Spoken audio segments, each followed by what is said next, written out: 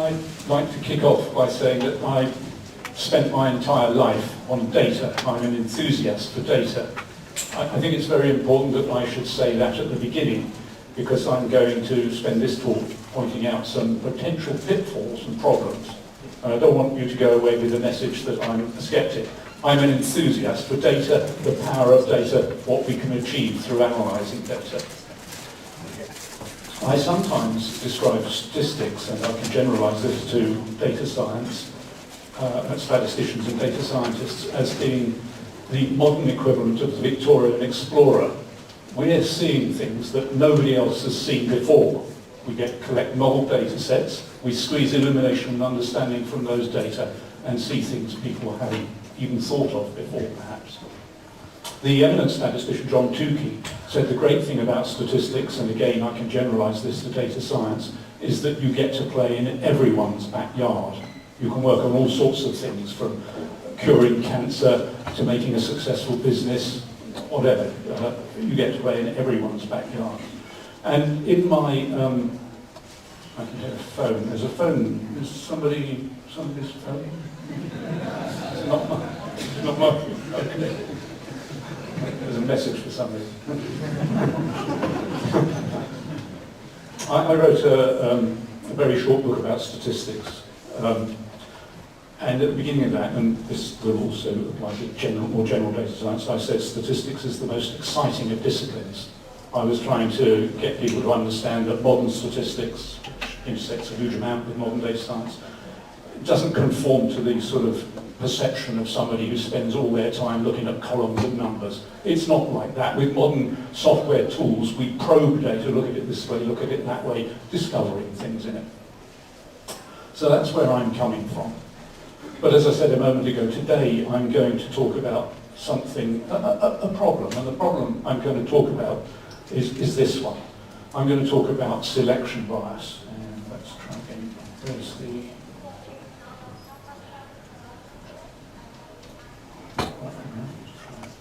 Good. You have to hold them the right way around, otherwise... Okay, so here's the motivation behind my talk. You'll all be familiar with quotations like this. It's telling you about the promise of big data, how great big data are. This guy, Chris Anderson, the former editor of Wired magazine, is saying, forget human behaviour, forget taxonomy, ontology, psychology. He says we don't need models. We can actually observe what's going on. We can actually observe all of the data, and the numbers speak for themselves. Endless similar comments have been made by other proponents of data and the power. I'm going to argue that that's an oversimplification and it hides potential problems which we all need to be aware of. Things aren't that simple. Big data carries risks. I sometimes say that the risks associated, it carries the risks associated with small data and more. There's nothing about big data which means that data quality issues which affect small data vanish. In fact, I would say it's far worse. One of the points about large data sets is that the computer is a necessary intermediary. When I learned statistics, and indeed when anybody learns statistics, the first thing that they're taught is familiarise yourself with the data. Plot it this way, plot it that way, look at it this way, look at it that way. Understand what's going on. Look at, find, identify, think about, maybe remove, maybe don't remove anomalies. Find out what the data say before you actually get into the analysis. Clean the data. Sometimes people say that 90% of work in analysing a data set is to do with cleaning the data. And those risks apply just as much to big data, perhaps even more, because the computer's a necessary intermediary. In some sense, the data are opaque to you. You have to look at the data through the lens of particular software tools, and particular software tools are necessarily aimed at looking at particular features, particular aspects, particular views and perspectives on the data. So big data carries risks. Just the mere fact that you've got large data sets doesn't mean the problems go away. And today I want to talk about just one of those risks. This is the one, selection bias, that was in my title. So this is an outline of what I'm going to talk about. First I'm going to describe where I first encountered this problem, because this isn't taught in basic data science, basic statistics courses. Quite naturally, if you're teaching somebody a course on regression or something like that, you don't start by saying, hey look, all these problems could occur. You start by telling them what the power of the tool and how to use it. I mean, in fact, I suggest that at universities we need to have extra courses where we say, look, these problems can occur, not just with regression, but with all sorts of things. And I think we should be teaching more of that. So I'm going to tell you where I first met this problem. I'm going to try to convey how important and widespread, and indeed universal it is. I'm going to talk about some of the drivers behind it, and then just touch on what to do about it, and then conclude with a couple of more personal examples from my own work. Okay, so this is how I first met it. For almost all of my career, I've been working quite closely with retail banks, consumer banks, credit card companies, that sort of organisation. The reason I've done that is that they have very big data sets and they have very interesting data analytic problems. Even as far back as the 1980s, when I started working with one of the organisations I worked with, one of the banks I worked with, had 1 billion credit card transactions a year. So even then, we're talking about big data sets. And this example is from that work. The problem I was given is, could I build an improved scorecard? Scorecards are what the banks call, slightly different from industry, what the banks call instruments to decide whether somebody is a good or bad risk, whether they will default on a loan, for instance. It's called a scorecard, and you will build this. It's a statistical model, maybe a logistic regression model, maybe something else. Maybe a neural network, could be all sorts of things. But you'll build it using data, perhaps from an application form, data describing the person who is seeking the loan. And you will also have, for a past sample of data, outcomes. You'll know whether they defaulted or didn't default. So we've got a standard design set, standard training set, and we could build a logistic regression model, all sorts of models to do that. And I was given this task of, this is what they used to do, could I build a better one? If I'm so clever, could I build a better one? That sort of thing. But here's the problem.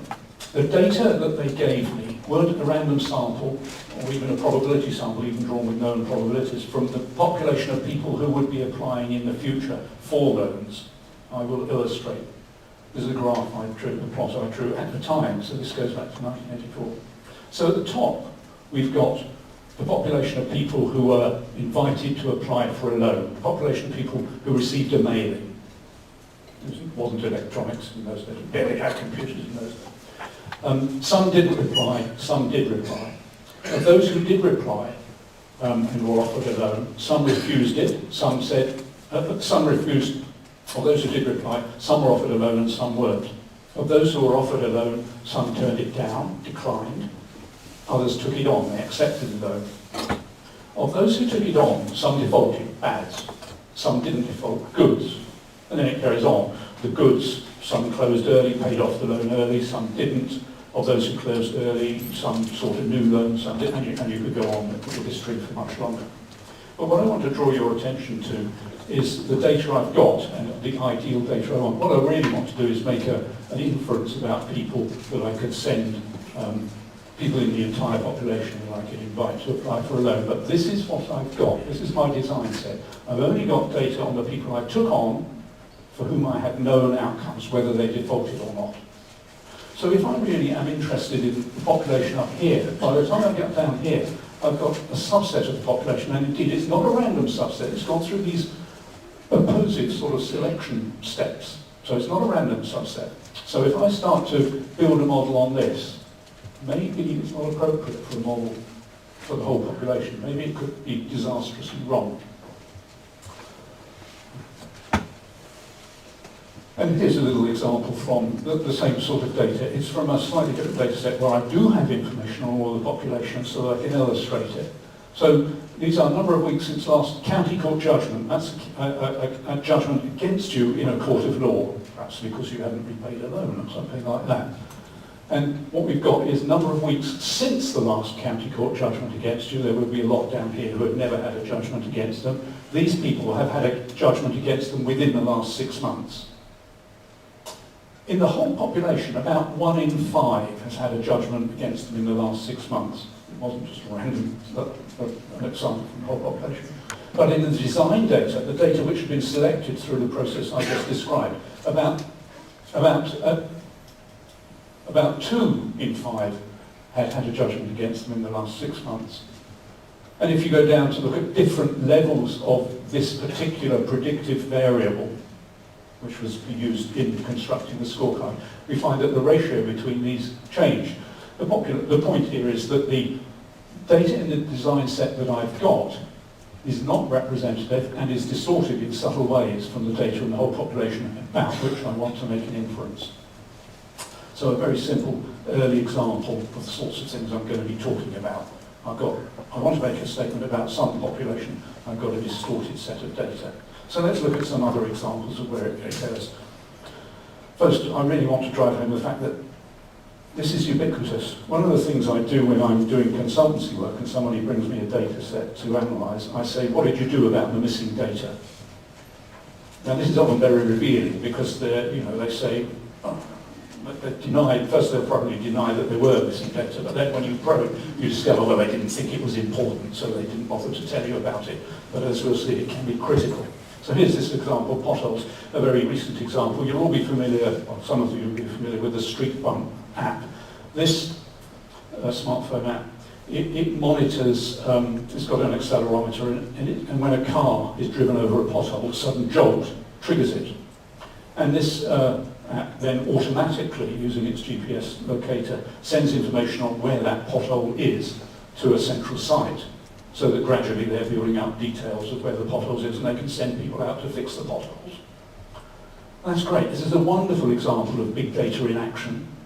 It's not very subtle from a data analytic point of view, but it's potentially very powerful and useful for society. Except, there would be an except, or I wouldn't be giving this as an example. In general, lower income people are less likely to have smartphones, and indeed cars. Perhaps older people are less likely to have smartphones. So what this means is there's a distortion about where you think the potholes are, where the potholes are going to get fixed. So you're getting subtle distortions about what's going on. Nice simple example. Here's another one. Hurricane Sandy swept through the east coast of the US in 2012, at the end of 2012. And this was another very exciting application of big data. 20 million tweets were received in just a few days. You know, my car's blown away, the subway's flooded, these sorts of things. And it was described as wonderful real-time application demonstrating the power of social media because you could see what was going on as it happened. Trouble is, of course, it gives you a distorted impression of what's going on and where it's going on because most of the smartphones sending tweets are located in Manhattan. In these other places, Breezy Point, Coney Island, Far Rockaway and so on, there aren't so many. So you don't get so many tweets. So you think, that's okay.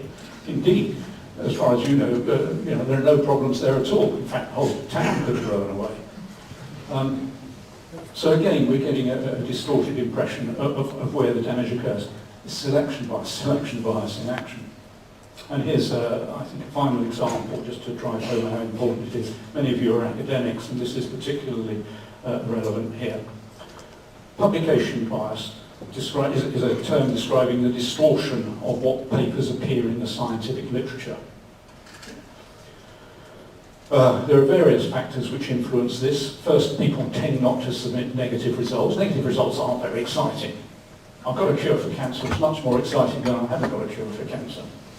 This is sometimes called the file draw effect. You do a study, it doesn't produce anything exciting, you don't fight very hard to get it published, put it in your file drawer. Similar point, positive results are more interesting to editors. Editors are more likely to accept something saying, look, I made a great breakthrough, then I haven't made much of an advance. Anomalous results might be regarded as errors. You do an experiment and it doesn't conform to the well-understood theory. So you think, well, I must have mismeasured something. And indeed, that's probably the most likely explanation. But because of that, you won't submit it, perhaps. These sorts of, John Ioannidis has published several papers arguing that most scientific publications are wrong, and it's these sorts of reasons that he's based his argument on. There is distortion of what's published in the scientific literature. A final example, in an exploration of publication bias in the Cochrane database, this is a thing which carries out systematic reviews in medicine. They found various examples like this in meta-analysis of efficacy, how effective treatments were. Outcomes favouring treatment were more likely to be included than other outcomes. and indeed other examples like that. So this problem of selection bias is ubiquitous. It's all over the place. Remember the question I asked people bringing me data sets. What did you do about the missing values? So let's look at where this is coming from. What are the drivers of it? There are various drivers. One is what I'll call natural mechanisms. This is a classic, the Abraham Walden World War II bomber armour example is a classic one, and I suspect many of you have heard of this because it's often wheeled out, but it's a very nice one, so I'm briefly going to report it. Bombers would return with bullet holes in them, showing where they've been hit. And people's first reaction was, there are lots of bullet holes in the wings of this. We've got to protect that. We've got to armour the wings so that the bullets just bounce off. But then Abraham Wald pointed out that this was wrong. What was the issue was where no bullet holes were showing. If an aircraft came back with no bullet holes in the cockpit, for example, it's safe. The ones which hadn't come back are where bullets had gone through the cockpit. So it's the things where there were no bullet holes which you should armour. But the initial reaction, selection bias again. I think this is a very interesting example, not so much for the particular illustration, which I think most people know about, but for the lessons it has for other areas, like business schools, for instance. Maybe we should examine failure. We get all these people who've made billions, just sold their company for billions, and we wheel them out in front and say, this is a success story, listen to what this guy did, emulate that, and you too will be a billionaire. But perhaps what we should do is look more at the failures, because we can learn from them. And there are many other examples of this. Francis Bacon, 17th century philosopher, described an example. This isn't, so it's not new. It's not new. He described this example of being shown paintings of sailors who had survived shipwrecks and being told, look, they prayed and it worked. They survived. And he said, yeah, what about the ones who prayed and they didn't survive? They drowned. Where are their paintings? Selection bias again. So here's another little driver. Worldwide response rates to surveys are falling. This is a serious issue, and there are all sorts of speculations about why it might be the case. And it's quite serious for instance, organisations like national statistical agencies, government national statistical offices. And this is an example of how it seriously effective. This is the year 2000, this is 2015, and this is response rates to a particular UK survey called the Labour Force Survey. The dark thicker line in the middle is the total response rate over the course of time, and it is just going down linearly. It's not going to be very long before it hits zero, clearly. And these other lines are 4 waves carried out during the course of the year, and each of them are going down as well. And this is not just a UK phenomenon, it's a worldwide phenomenon. As I said, it's a serious concern to national statistical institutes because at some point, the proportion of people that you're getting information on is so low that you can't draw valid conclusions. And in any case, the fundamental issue of selection bias is this has hit 50% at this level. If you're only getting information on half of the people you're asking the questions of, what sort of distortions are going on? What sort of selection bias? Can you assume that the 50% who have answered is a representative sample of the entire population? So a serious issue. And then self-selection, a particularly pernicious example of illustration of these sorts of phenomena. My favourite example is a magazine survey which asks one question: do you reply to magazine surveys? And guess what they find out? Everybody replies to magazine surveys.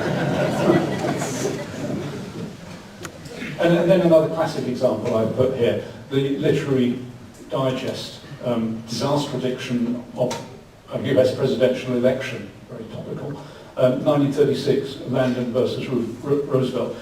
They predicted that, they'd done very well in their predictions in the past, and they predicted that Landon would win. Turns out they were wrong, and if you look at the papers about this, the usual explanation is that the prediction was based on polling people who had telephones and they were non-representative of the population. So a selection bias explanation. Turns out that explanation is wrong. If you dig down into it more deeply, the actual explanation is that 10 million people were polled. The pollsters were aware of the telephone issue and the automobile, the car issue and so on. But in fact, 10 million people were polled, but only about a quarter of them replied. And again, of course, this is a self-selected sample. People decided for themselves whether to reply or not. And it turned out the anti-Roosevelt voters felt more strongly the pro. So again, we have a selection bias explanation, not the one which is generally believed to be the case, but it is another selection bias illustration. Oh, and another example, another true example, which I couldn't resist. This is another true story. The Actuary, the magazine of the Institute of Actuaries in the UK, included an editorial. Well, they carried out a magazine poll. So the magazine invited all 16,000 of the actuaries in the UK to reply to this poll, and some of them did. 13, not 13,000. 13 people replied to the poll. Talk about potential for selection bias. I have to say, it was pretty silly of the Institute of Actuaries to do this. It's a bit like my one-question magazine survey. However, to their credit, they did not go ahead and analyse the 13 responses at all. The only conclusion they drew from this was that actuaries didn't reply to magazine surveys, which is fine. These sorts of issues of self-selection are particularly pernicious for web surveys, because you've got the question of who's replying. You often don't have a properly structured sampling frame. You may have underrepresentations of some groups, older people for instance. You could get multiple responding. I have to say that people are aware of these problems. They've been aware of them for a long time, and there are a lot of people doing research on this to try to resolve these issues, but they're not completely resolved yet, and you need to be aware of them. Okay. My fourth possible mechanism is feedback and asymmetric information. So there's a classic example produced by a Nobel Prize-winning economist, which he called the market for lemons. And this can be described very simply. The buyer of a used car doesn't have any information on the particular vehicle he's looking at. The most he can do, the best he can do, is offer the average price of such cars.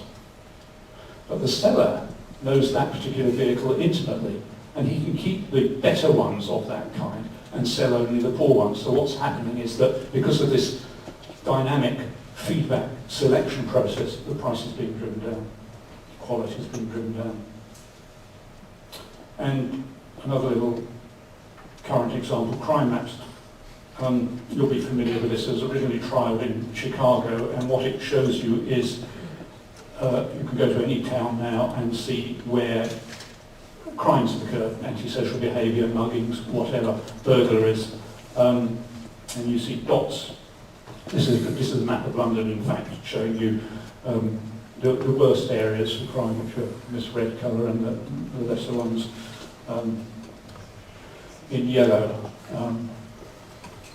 So this is Regent's Park, Hyde Park's down here, British Museum, Bloomsbury University College over here, Imperial College. So it's a map of London. The trouble is, you will have something similar. The trouble is, selection bias. People don't bother to report minor crime if there's no point to start with. If the police, they don't think police are going to bother to investigate, they won't bother to report it. But then, for other reasons, an insurance company carried out a survey to look at this, and they found that more than 5 million people haven't reported crimes for fear of deterring home buyers. They won't be able to sell their house if people discover that there are a lot of crimes in this respect, fair enough. Or people won't be able to rent the house. And this has happened since the launch of this thing. And also, a quarter of people, they say, claim wouldn't report a crime for fear it would harm their chances of selling or printing their property. So what's happening here is, because of this feedback dynamic selection process, not only are the data useless for analysis, you can't look at where the crimes occur and say, this is a crime hotspot, this isn't, because for all you know, lots of things might be occurring over here, but people aren't reporting them. So you can't use it for analysis, but neither can you use it for the original purpose. You just know that there are a lot of missing values in this data and you don't know where those missing values are. So there are issues, selection bias. Okay, so what do we do about it? There are various things we can do. First, we can construct and then stick to a sampling frame. It depends on the circumstances. You can't always do this.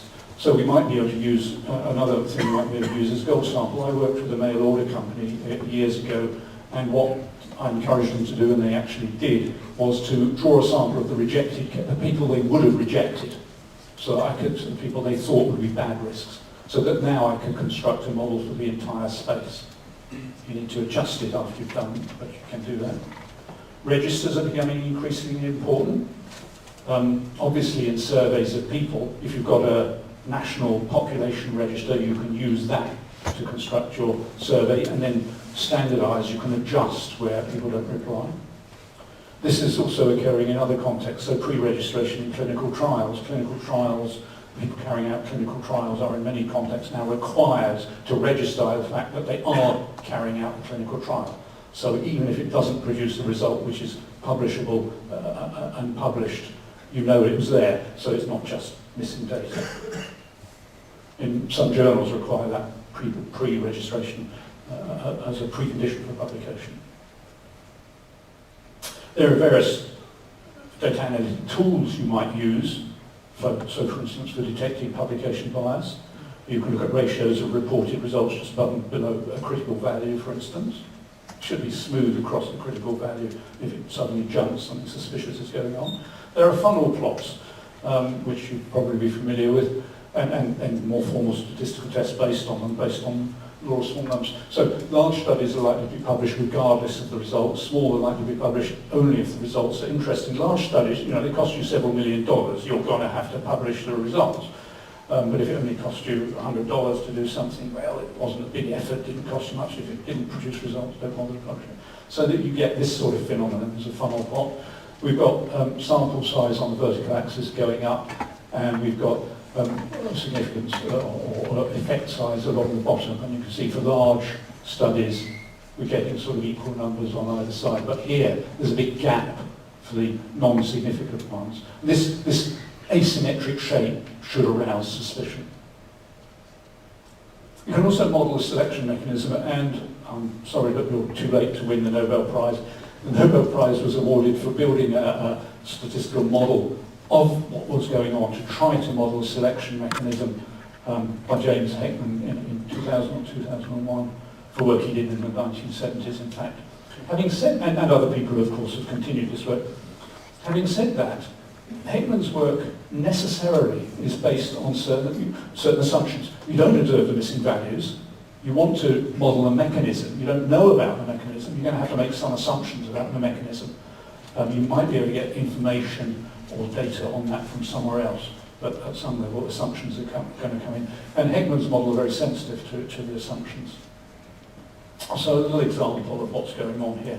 I've got a simple regression model, it's a bivariate normal. I've got a response variable, I've got a predictor variable, and I'm going to try to fit a regression to that. Very simple. But I've got missing values. First, look what happens if I've got missing values in the predictor variable. So I've got a chunk here where there are no observed values of y. That doesn't matter. I can still do standard linear regression because the conditional distribution at any particular value of x is unobserved. The distribution about the mean of a distribution in the vertical direction conditional on a particular value of x is unobserved. So I can still fit a regression model in just the standard sort of way, no problem. What about when the data are selected, when they're missing in the other way? Suppose that I've got no values of the response variable above some threshold here.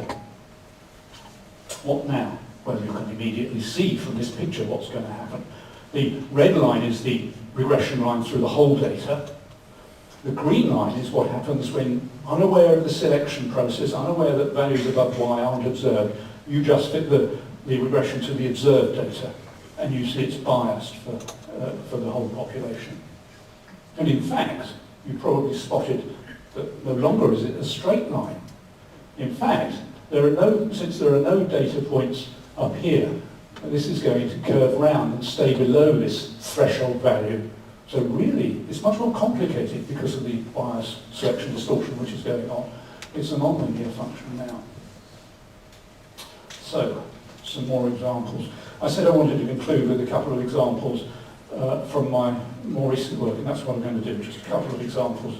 Again, they're related to the credit industry, just because wonderful large data sets and so on. So, scorecards. You remember these are these statistical models to predict whether someone's going to default or not, whether they're a good risk or a bad risk, or indeed for other applications. These things need to be monitored. You want to know, the world is a non-stationary place. It changes over the course of time.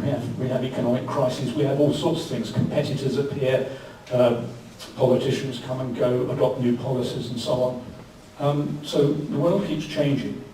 Given that, one might expect applicants for the loans to change in some way. That's going to be non-stationary. The distribution is going to be non-stationary. The competitive environment changes as well. You get new banks coming up, you get internet bank being created and so on. So things change. So you need to monitor the performance. If you construct a scorecard, you need to monitor it to see whether it's still doing as well as you thought it was. And let me tell you, it isn't. It's degrading over the course of time. Things really get better over time. It's degrading over the course of time. And you want to know, has the performance declined sufficiently that we should build a new one, we should replace it? And what you often get in this industry is enthusiasts for a new kind of data analytic tool. It used to be neural networks, then it was support vector machines, now it's extreme gradient boosting, coming along and saying, hey look, I've invented this wonderful new tool which can build a scorecard which will outdo your scorecard. So you want to compare it. You want to compare the incumbent scorecard, the one you're currently using, with the challenger scorecard. That's what we're going to be talking about. So here's my question. Is the scorecard C, the challenger, better than scorecard I, the incumbent? Now, the first thing to note, I'm talking about selection bias, the first thing to note, I'm going to get the 5 minutes. The first thing to note is that applicants are accepted if some score on the incumbent scorecard is above 0, if they are regarded as sufficiently good to be worthwhile taking a risk on. So they're accepted on the basis of the incumbent scorecard, not of the challenger scorecard. You wouldn't want to take a risk on this new one about which you know nothing. So you're only going to accept on the basis of the incumbent scorecard, which means that C and I, these two scorecards, are being treated asymmetrically. So here's a little illustration. I've got just an artificial illustration to illustrate. I've got the two scores, my incumbent scorecard, my challenger. The distribution of the goods is bivariate normal like that. The distribution of the bads, so these are the goods, these are the bads. Goods generally have higher scores than bads.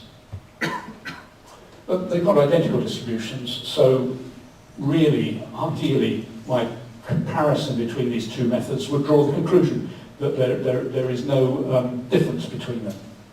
Neither separates the data better than the other one. That's what I should conclude.